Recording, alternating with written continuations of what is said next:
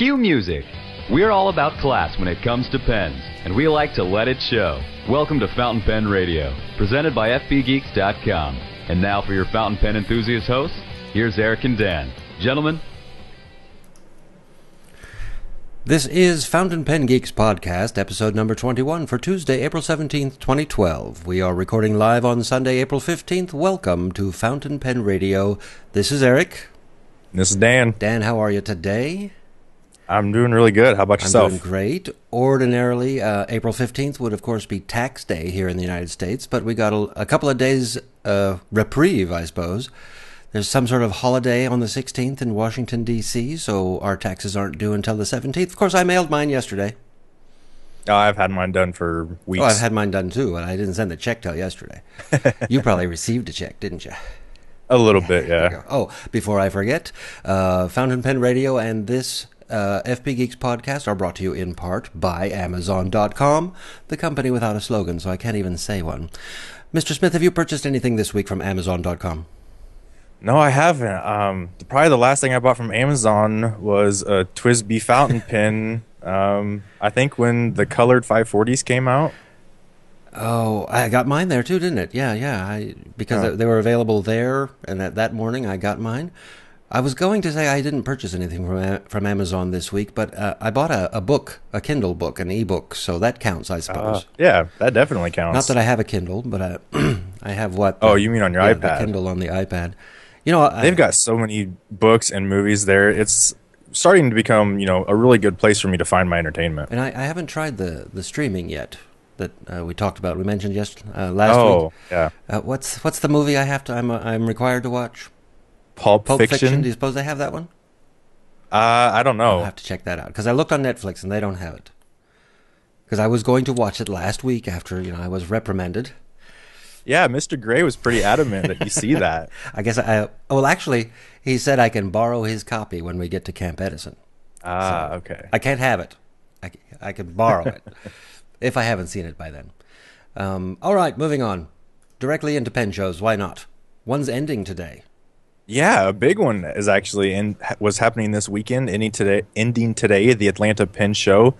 Would have loved to have gone there, but I believe we had a few members of our forum that were going, and hopefully they'll post their experience. I hope we hear from somebody. I know Susan Worth was there, and I imagine a whole bunch of other people that we know were there, but somebody needs to... I'll reach out to find out what happened. I'm sure exciting things happened at the LA Pen Show, and not to mention the Atlanta Pen Show. Yeah, that one too. And then, is that next weekend, I think? Yeah, is the Northern Pen Show in the UK. Supposed to be a pretty big show over there. I don't think they have quite as many as they do in the States. And this one is only a one-day show. So that's a little different, I guess. We're so used to them being 2 or 3 day shows over a whole weekend here. I think they should be a week-long minimum. In fact, we could do a month-long pen show, don't you think? I could go for that. Why don't we start on May 3rd in Chicago and just make it last the whole month? Sounds good.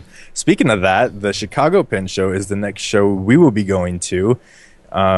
Check out their website, chicagopenshow.com. A lot of really good information there. They will be having an auction, and I was just looking over some of the pens that are going to be in that auction.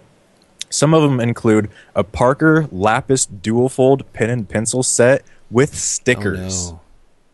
Unbelievable. I can't even imagine what that set's going to go for. More than I'll be able to spend. But it'll be nice to look at. Yeah.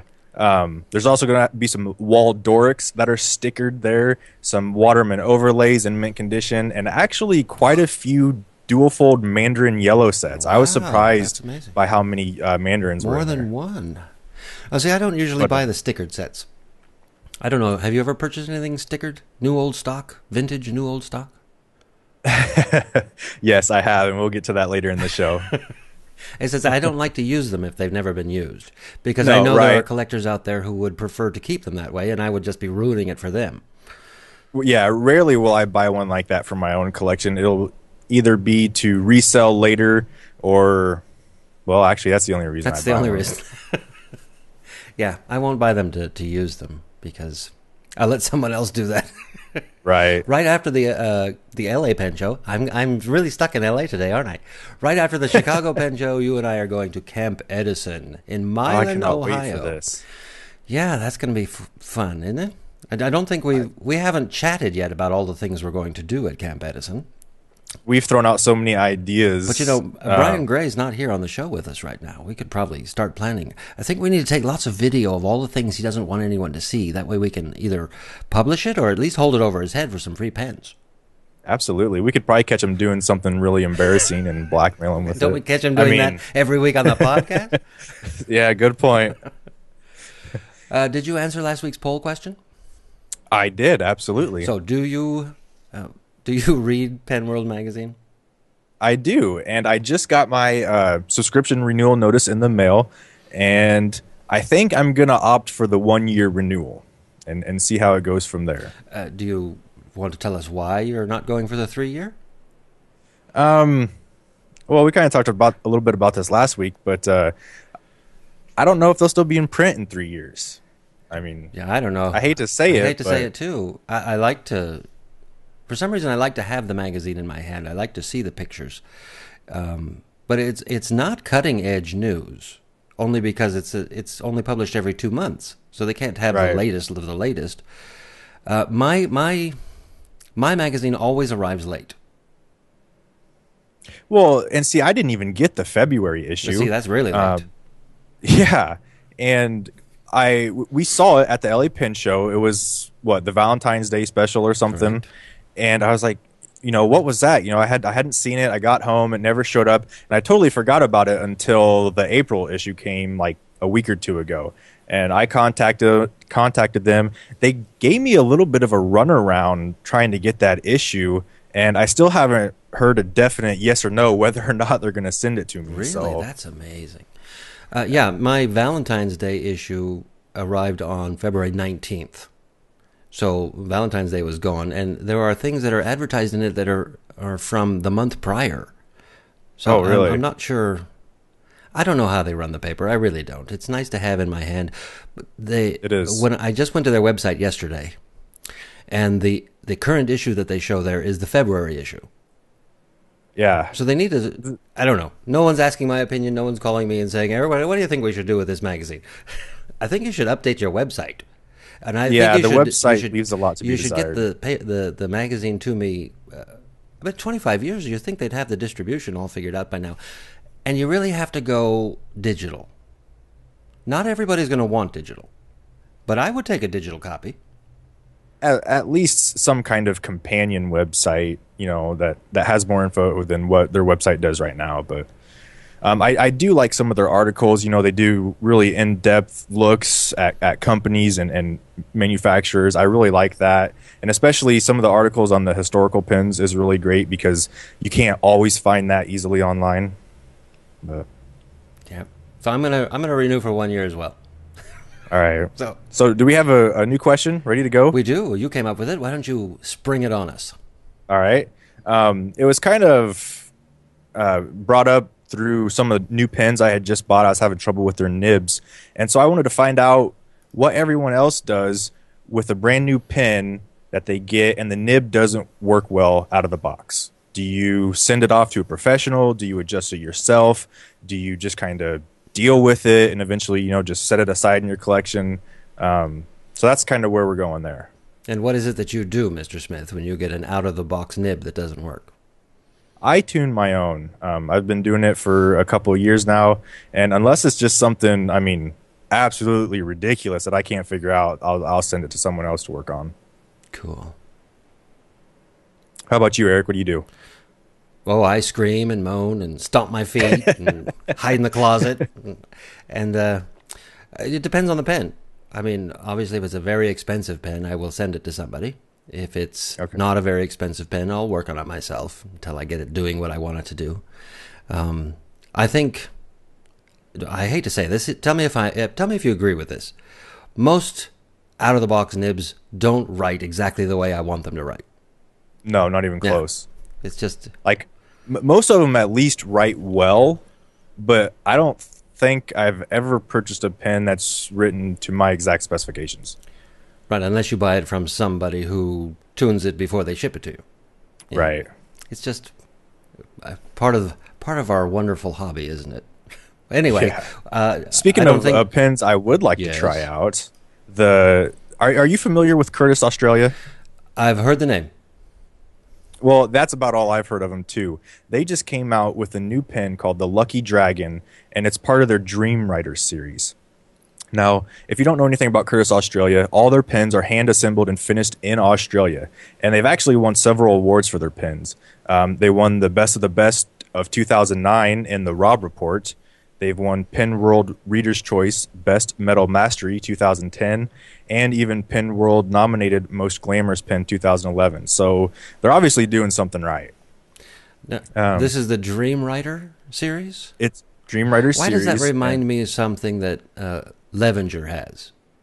What's their something? They have the True Writer. True Writer. Yeah. The Dream Writer and the True Writer. Okay. And this one, the Lucky Dragon, is the latest in the series. It comes in red or black resin, and the red is, I don't want to say like a marble look. It's more of a smoke look, like red and black in a smoke swirling kind of configuration. I wouldn't call it marble. Yeah. It looks acrylic to me. Well, they call it resin. Okay. So that's acrylic. But yeah. It features sterling silver, cap band, barrel decorations, and clip. It's a cartridge converter, unfortunately, but they do have a 14-karat gold two-tone nib, and it's a pretty decent size pen at 5 1/4 inches long and a 1/2 inch in diameter. Not that bad of a price at $460 street price. Where do you find them? Several online retailers. So can you name one? I'm pretty sure Fountain Pen Hospital carries them. Farney's, yeah. Cool. What do you? It's they have sterling silver furniture on the pen. No option for gold. No. Cool. I don't much care for gold. I don't either. All right. But yeah, they're definitely cool looking pens. I'll have to keep an eye out for them at Chicago, see if there's any there. Well, yes, let's put that on our list of things we have to see, because I can't even say that I've seen one before. Yeah, I don't think I have in person. But if you're interested, check them out at curtisaustralia.com. They have a lot of good pictures and information there. Cool. And then where are we going? Should we go to New York? Let's go to New York. Yeah, let's go to Manhattan. All right. Have you ever been to New York? Yeah, I have a couple times, actually. I've never been to New York. Well, I've changed planes. That doesn't count, though. So Porsche Design, they've opened their largest store in New York's Soho district, and it's a 250 square meter store, 2,700 square feet, so pretty big store. And I don't really care for all their fashion, glamour. Don't they make clothes. cars? That's Porsche. Porsche Design is like a separate entity. Excuse me, Mr. Smith. It's not the same company at all? I don't think so. Oh, well, that explains it. So absolutely no relationship between Porsche Design and Porsche the motor car sports. Maybe at some point there was. Okay. But I have to find out. I just thought it was the same company. The main reason I posted this article was because I actually like some of the Porsche Design pens. And from the beginning of 2011, Pelican has actually been responsible for manufacturing and selling all the Porsche Design pens.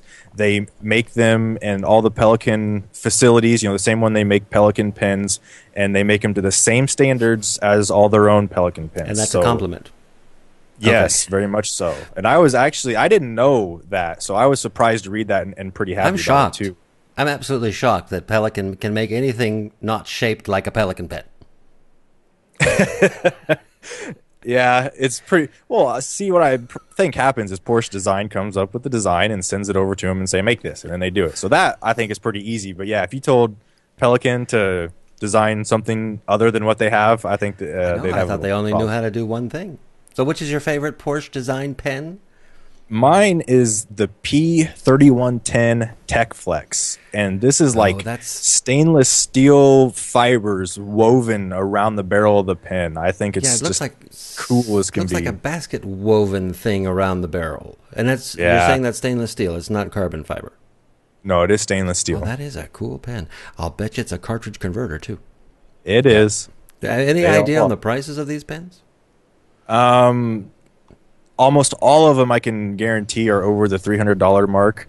I have seen the Tech Flex on eBay for as low as $200 before, and I'm kicking myself for not picking it up. I was going to say, what happened? Okay, well, when we're in New York next time, we'll stop by. And hopefully when we're in Chicago, we can check out Waterman's latest What pen. have they got? They are adding a new line to their expert pens called the Precious. Now, this is in addition to their Essential and Deluxe line of expert pens. It features their same cigar-shaped design, but it has a black satin lacquer cap, a palladium-plated barrel, and a ruthenium finish on the clip and the cap band. So that ruthenium is that kind of black chrome-looking finish. And they've also added several deep spiraling engravings that run the length of the barrel and the cap. I actually think this pen looks pretty cool. I like that bold contrast between the two platings. I think it looks great. Well, do you know what the section's made of?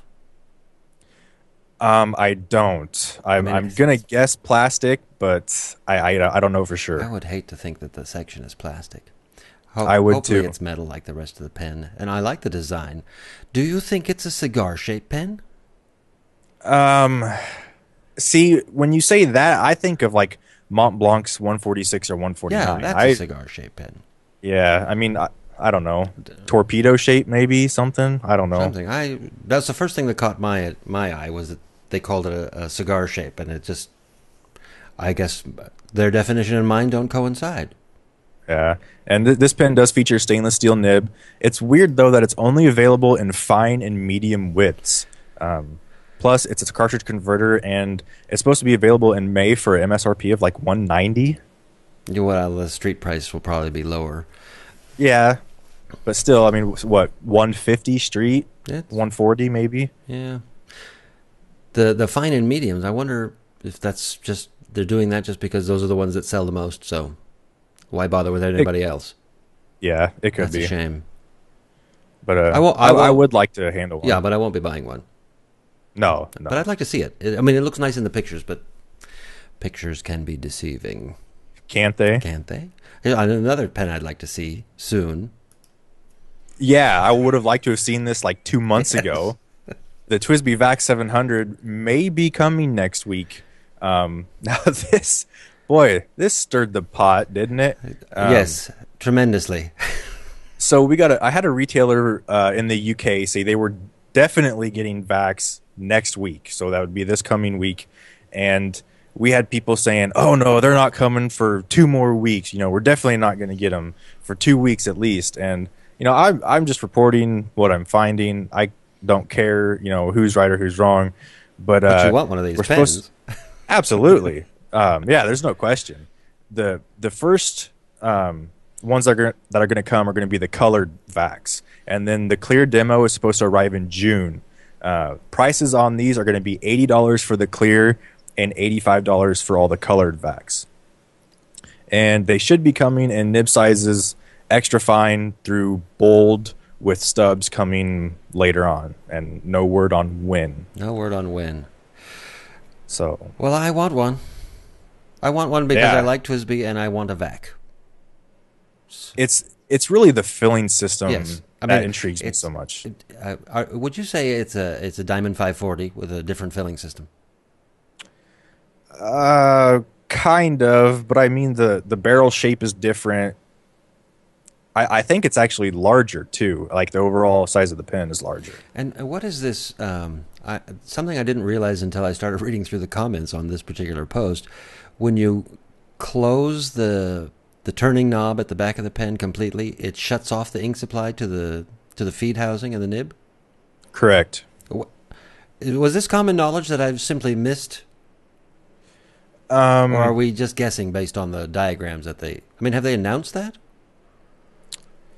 I don't think it's been formally announced like a feature.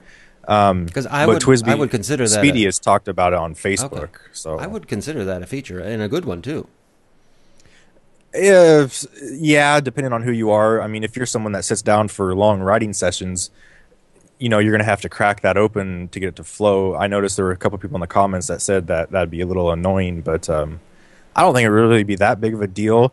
And to have the chamber seal, especially when you're flying, I mean, that's a really cool feature to me. Yeah, I because like I've it. flown with several of my pens, forgot to empty them, and had a little bit of a mess when I landed. Just a little?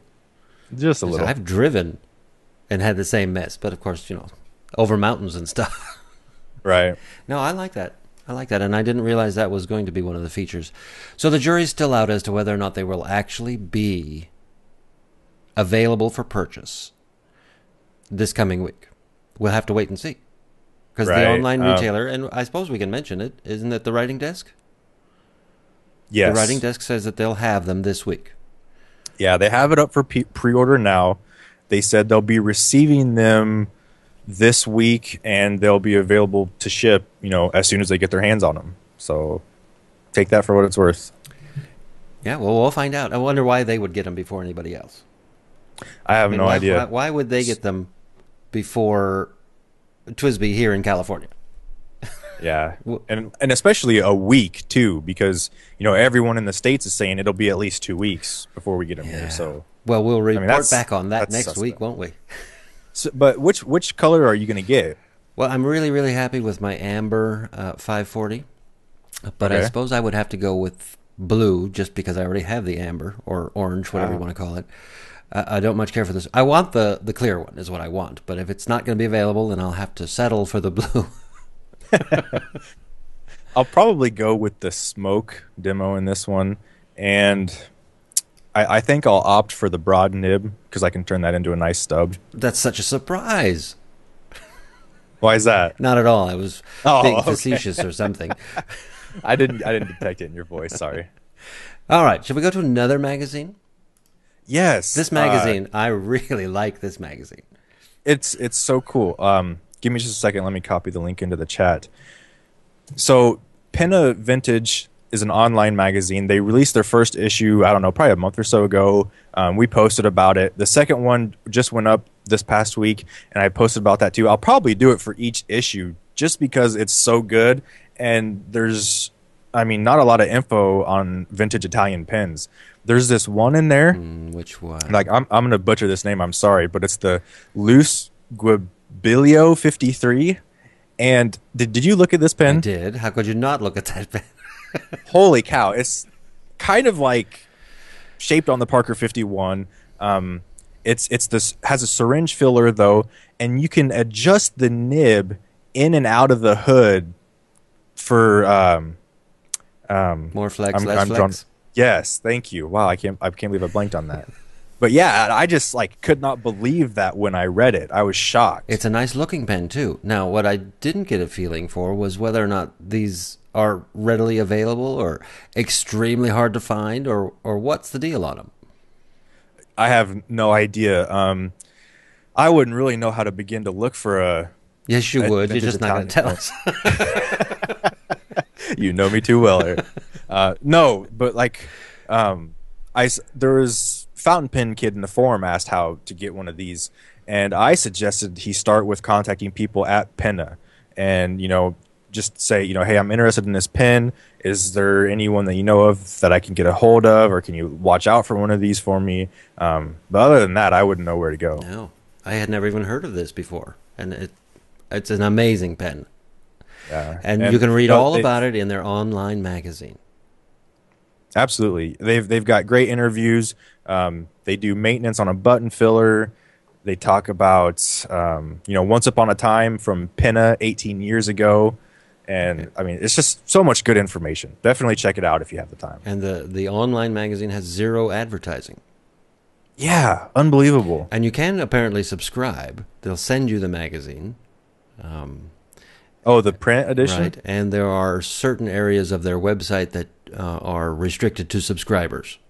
So, but it's a nice. Yeah. Even if you can't get to those things, it's a nice website and so much information in this online magazine. I really like this magazine. Yeah, I'll definitely keep reading it. Speaking of vintage pens, the Kaweco refreshes one of their classic designs. The Dia 2, I guess, is what they're calling it. It's, it was first launched in the 1930s. They've made very subtle changes to it, but they've kept the basic design. It has chrome-plated parts, so it's going to wear really well.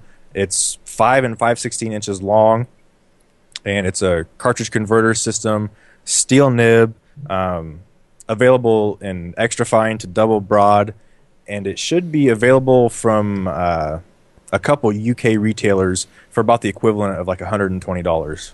It's a nice-looking pen. It makes me want one of the originals. That's what I was thinking. I would go for the original, because the only thing I don't like about this pen is the nib is really, really small. It looks small in that picture. You suppose, is that the only picture we have?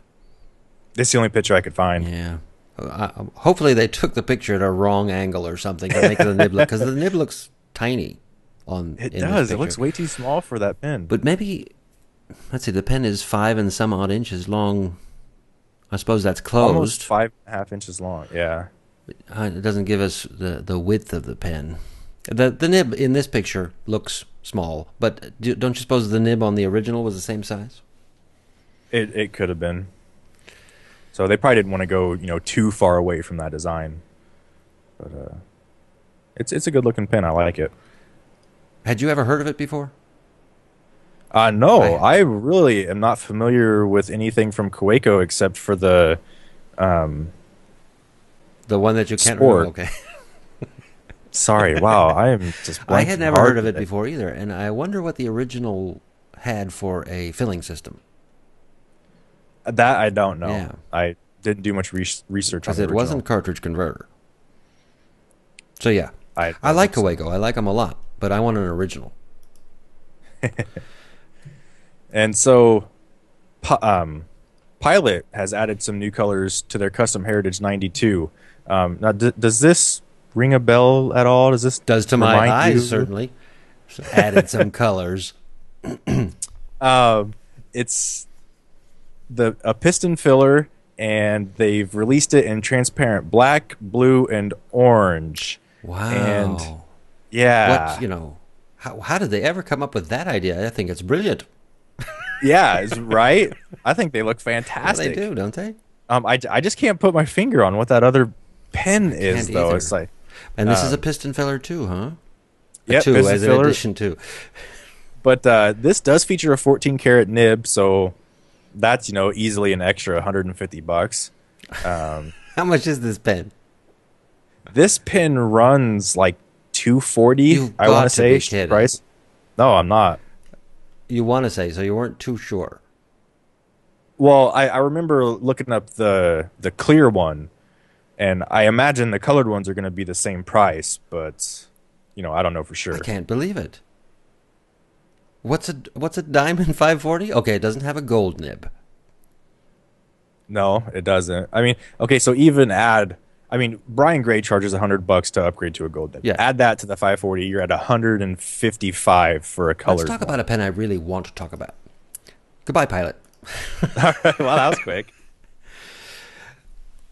This is now available. Yeah, for purchase. It is. Unfortunately, not in the States. I don't know how that happens. But we could get it pretty easily. The 2012 Lamy Safari Green Edition. It's available from, I know, at least Tiger Pen and the Writing Desk, and it's only like $22, after conversion.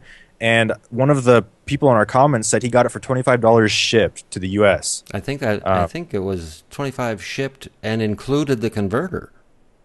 Nice. Yeah, that's a deal. I mean, and they're not coming to the U.S. until June. I know. Really? What's going on? Like, I'll order mine now. I mean, I'm not waiting until June. Oh, you're going to get one of these, I don't even like the Safari, but I like the green. I have too many Safaris as it is. I don't need another one. No, I'll save that. I'll save those $25 for something else. But it's a popular pen. Absolutely. And for some reason, this green is popular. Even you say you like this green. Yeah, it's just something about it. I don't know why. And there's a really good conversation going on at this post in the comments about what green ink would you put in it when you got it. I'm going to have to go with my Levenger Always Greener just because that is by far my favorite green ink. I don't have a favorite green ink. Really? Yeah. Have you used any green inks? Not that I can recall. I'm just not. I have. Well, yes, the J. Urban. What was it? Oh, Vert Reseda, yeah. whatever it is, and that like turned me off of green inks forever. I'm not that big into green pens either. This I can totally understand that if you like green, you're going to really love this Lamy Safari, but I'm going to let you buy my copy because I don't need one. Alrighty. And so that's all we had for news. I mean, there wasn't a lot of pens announced this week. Not a lot that I could even really find a report on. So it's a little bit of a slow week. Well, I think that's plenty of news. We got some mail too. Did we? Did we get any handwritten letters? Handwritten letters. We got one from Writing Rov, and it was a handwritten letter written with a TWSBI micarta. Nice. Yeah, he says, I can hardly bear putting it down, speaking of the micarta. I credit or blame you guys for my having bought it, and so appreciate that I did. So Writing Rov is not only using his micarta, he's very, very happy with it. And you have two. You showed them to us last week, didn't you? I do have two of them, yes. Just yes or no, are you happy with them?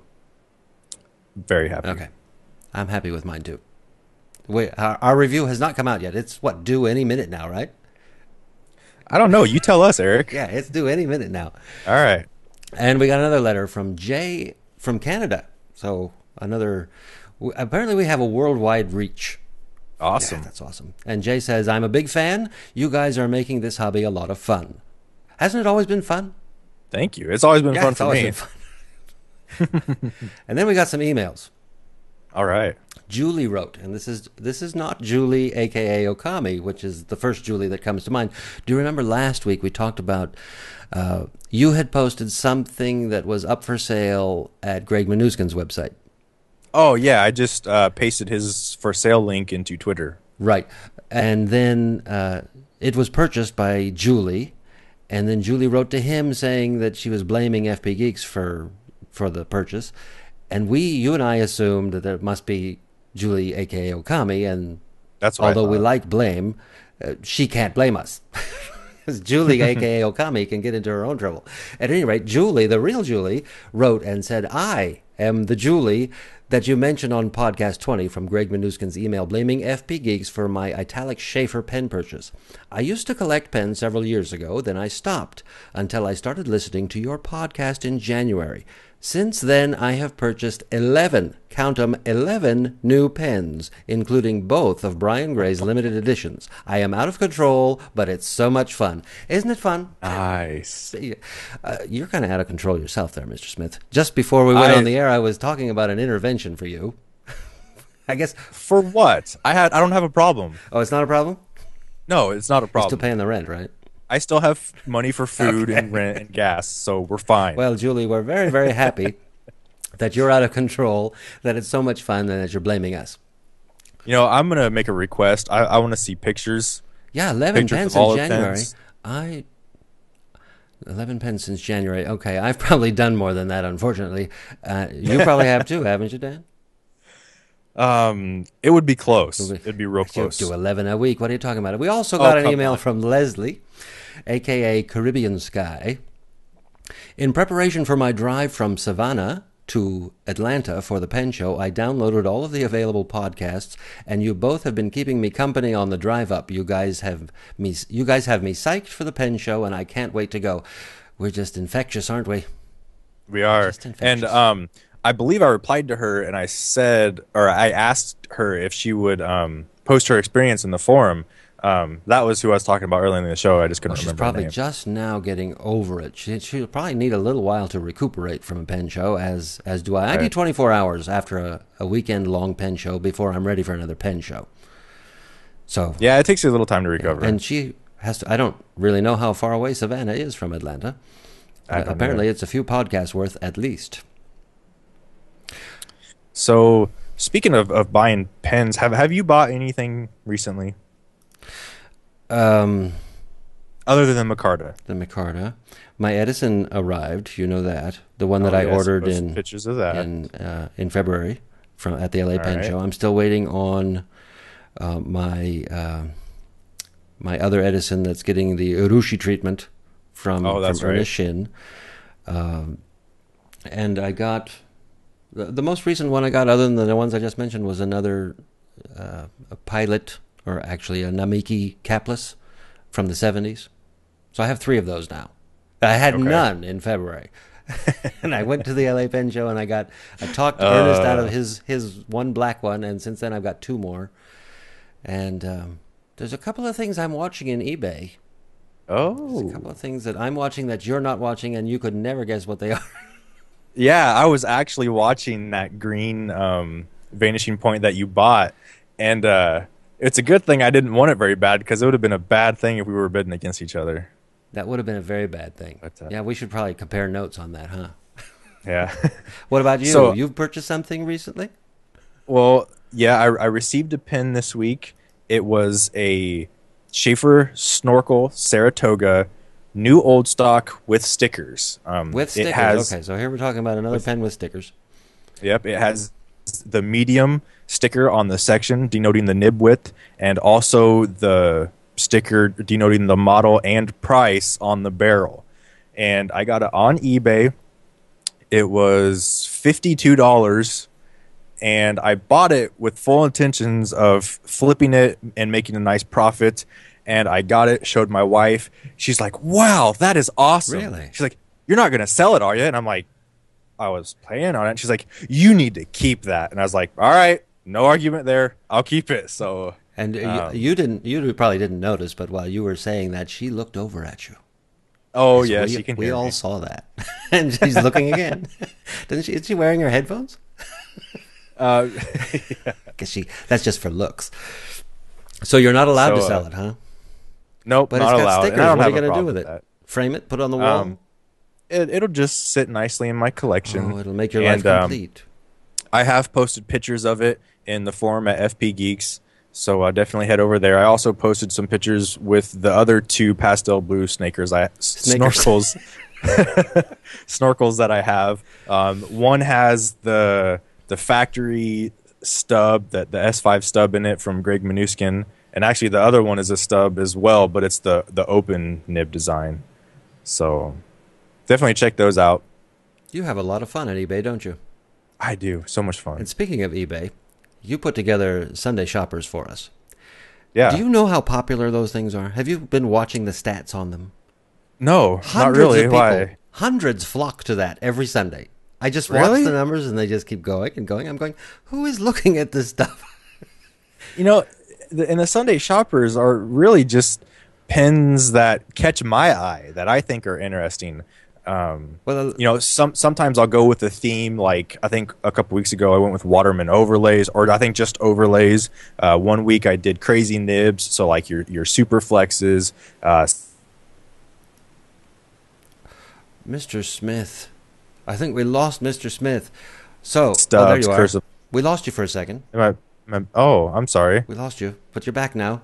Welcome back, Mr. Smith. All right. Thank you. It's good to be here.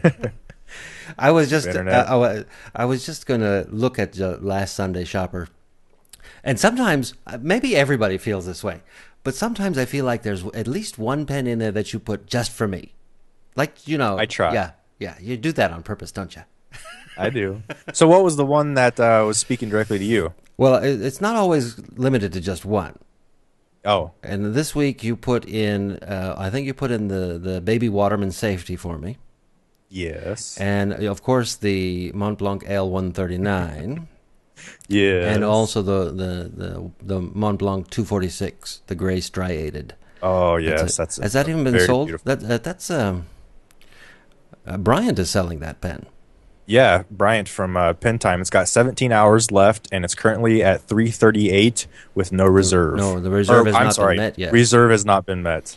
Then there's been 18 bids on it, so it's been active, and I have a feeling it's going to get a lot more active the closer it gets to end. That's a nice pen. That's a very nice pen. One that I really fell in love with was the Schaefer Snorkel Demonstrator. Yeah, I was wondering, when I saw that, I thought, why did he put that there? Is he not bidding on that guy? Well, because I'll tell you why. There's 19 minutes to go, and it's at $560. And this thing is crystal clear. I don't think I've ever seen a demonstrator this clear. I mean, I don't think I've seen any in person, but I mean, just from pictures, it is crystal clear. And I'm gonna paste the link into the chat so everyone can see this. But this thing is just absolutely gorgeous. It is beautiful, but that price tag is also beautiful. Oh my goodness, yeah. 18 minutes.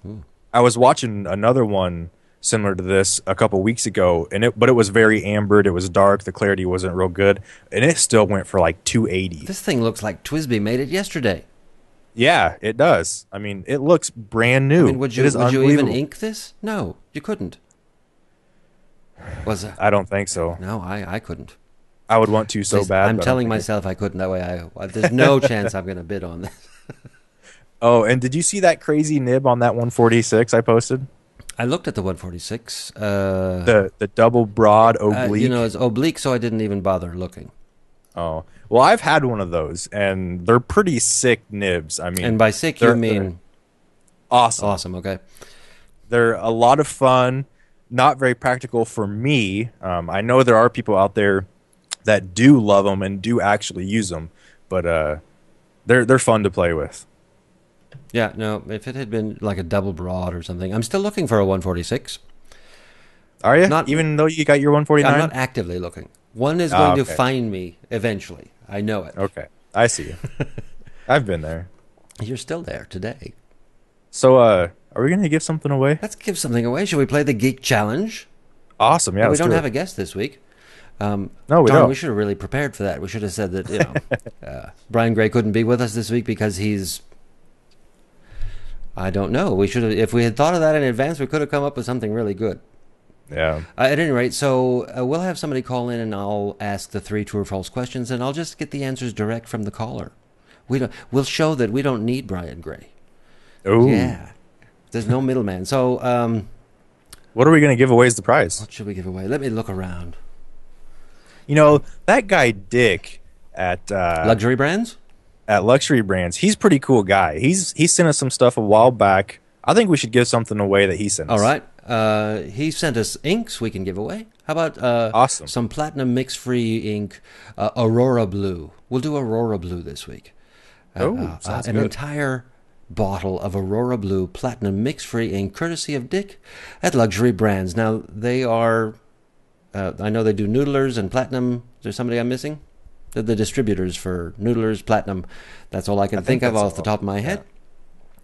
So call me now. Are you going to give them a phone number to call you? Do I have to? If you want someone to participate, yeah. 909-647-5056. 909-647-5056. We'll just get to that as soon as somebody calls. Now, I keep saying this. Every week I say, what are we going to do when nobody calls? Do we have anybody in the audience? Yeah, there's we got 24 people watching. Stop interrupting me. Right. Sorry, man. I'll just sit back, be quiet. Entertain people while I say hello. I am not a good entertainer. Hello? I would fail so bad if I had to entertain on my own. Hi, who's this? Steve, how are you today? I'm going to put you on the air if you don't mind. Hold on a second. Dan, I know you heard me and everybody else did, but I'm going to introduce Steve. Steve is our caller today. Steve, say hello. Hello, everyone. Welcome. Okay, Steve, are you ready? I'm going to ask you 3 true or false questions. Did he say? Ready. Okay, I think you're saying you're ready, Steve. I am ready. Okay, true or false?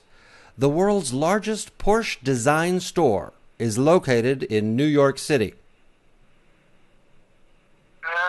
Boy. I read that article. He's going to play the game. I'm going to say false. Is Manhattan New York City, Dan? Or is it Manhattan? Steve, the world's largest Porsche design store is located in Manhattan. True or false? True. All right. We got the first one out of the way.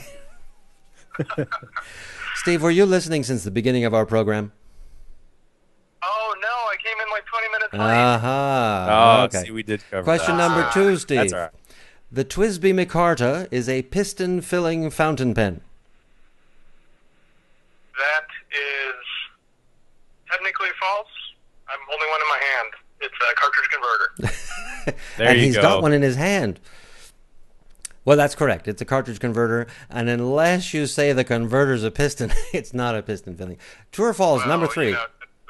Now, you might have a little trouble with this because you tuned in a little late, but see if you can figure this one out. True or false? Okay. Curtis of Australia pens are actually made in New Zealand. Ooh, this is tricky. Boy. Go with the obvious, Steve. Go with the obvious. Can I phone a friend from the audience? If you're online, just look at Dan. All right, chat. Let's help him out. Dan, can you give me a thumbs up or thumbs down? What do you think, Dan? Right. Curtis of Australia pens are made in New Zealand. Blue. Steve, we need an answer. False. False, all right. Steve has won the bottle of Platinum Mix-Free Aurora Blue ink. Well, I say goodbye to Steve. Dan, you can just entertain people again by telling them that you can't entertain people. Yeah, I could, dress up like a jester and put one of those funny hats and tights on, but unfortunately, I don't have that set up, so we'll just have to wait for next week. Maybe Brian Gray could do it for us. I bet he's better. I heard he's a band member, so he'd be really good at that. But we want to thank everyone for calling in. We appreciate everyone for viewing. And you're not wrapping things up without me, are you? Oh, no, I was just thanking them. Oh, you're just profusely thanking everybody? Well, yeah, for viewing in and calling, Do we have any questions from the studio audience? Chat, any questions for us? You look for chat questions while I remind people how they can contact us. You can contact us via email, podcast@fpgeeks.com. You can call us, 415-685-GEEK, 415-685-4335. We are on Twitter, twitter.com/fpgeeks, Facebook, facebook.com/fpgeeks. We are on the web, fpgeeks.com. We have a forum, fpgeeks.com/forum. You can write to us, Fountain Pen Geeks, P.O. Box 499, Highland, California, 92346, United States of America, in case you weren't aware of that. We got an email this week asking that specific. I don't know the country, so it's the United States of America. And I hope we get a letter from that person. I'm looking forward to it. How many questions do we have from the studio audience? We've got one. All right. Is it a good one? Or is it something we have to ignore? I'll let you be the judge of that. Where's the Geek of the Week podcast? The Geek of the... Who asked the question? M. Bosca. M. Bosca. Sorry if I didn't pronounce that right. I don't know M. Bosca. So, Geek of the Week is going to return. Probably in May. How's that sound? I don't want to get everybody's hopes up. And if anybody, I suppose, do people want an explanation, or are they just happy with the fact that it's going to return in May? We should let them know it'll be at least after the first week, because we'll be in the Chicago unless we do one from the Chicago Pen Show. You know who I want to hit up at the Chicago Pen Show? Did you freeze again on me, Dan? So yeah, I hope not. Yeah, you did. But did I freeze? You're back again. What is okay? I said, do you want to know who I want? Would you like to know who I want to hit up at the Chicago Pen Show for a Geek of the Week? Yeah, absolutely. Ariel. Oh, Ariel Kolek. Yeah, he's going to be in Chicago too. I verified that he'll be there. Oh, well, he was there in 2010 when we went. Yeah. But I wrote and verified that he will be there. So that would be a fantastic interview. And I think that one has to kind of be on video. Oh, absolutely. So, yes, Geek of the Week will return. It's on, hiatus? It's on, I would say hiatus. Sabbatical? Yeah. For reasons that I just won't go into because it would sound like I'm making excuses. Any other questions? No, it looks like that's it. All right, then we're ready to sign off. We don't have anybody else to say goodbye to except ourselves. So, Mr. Smith, I wish you a good evening. You too, Mr. Eric. And thank you, audience. We will see you all next week. Bye.